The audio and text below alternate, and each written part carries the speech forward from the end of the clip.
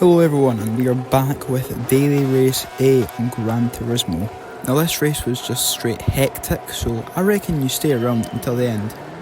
Right, first up off the grid start, we do get a pretty nice start, managed to pull ourselves into fourth, but we do have the German to the right of us pushing us onto the grass a wee bit.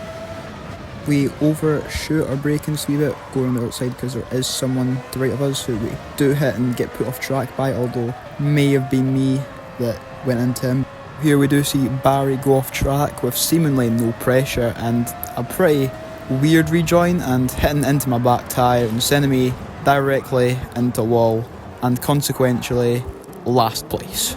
Although not all is lost, as we do have 3 people go off track, including one person into a wall face first, which seems like it would be pretty sore. And speaking of people in walls, we got another one there who's reversed onto the track, and if he wasn't ghosted, would have probably obliterated me. Here I do kind of tap this guy's back wheel a bit harshly and do make the overtake, but I don't feel happy with that overtake at all. It just doesn't feel right using force to get past someone. Fast forward to the end of lap 1, I do see a yellow flag up, but I do not know what it's for. Until now, where we have someone in the gravel in the last turn, which does put me up into P7, which, for starting P7, I'll actually take that. Now fast forward a bit here, I do see a little bit of a battle here, and they do make contact, which I could possibly capitalise on. He does send me wide here, and I do brake a little bit late here, tapping his back wheel and staying in P7 for the time being. Luckily with no damage, but it could have went a lot worse. Now coming up here is probably worst overtake of the day. We both brake late and he goes off the track. I barely managed to stay on the track and I claim P6. Now here I do get a penalty, right here. I don't believe that is off track limits, but if you could give me your opinion in the comments, I would definitely be happy to hear it. Now Barry here is basically parked himself on the apex after I basically nail my braking point, and this caused me to get a little teensy weensy bit of front bumper damage, and he does go off the track and come on. Luckily I go through him, but that could have been a lot worse.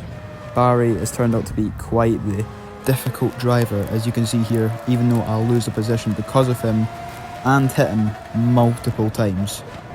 Skipping towards the end of lap 3, I am faced with Barry again. I do give him a little tap, but more or less a pretty alright overtake. Coming up to P5 here as well, I do manage to get the overtake off.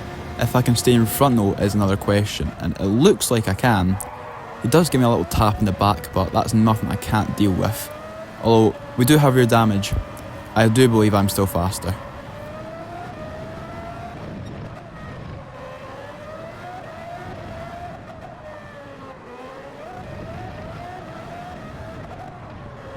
Now coming up to P4 here, he is quite slow, so I do want to go for the overtake, and he basically just lets me through.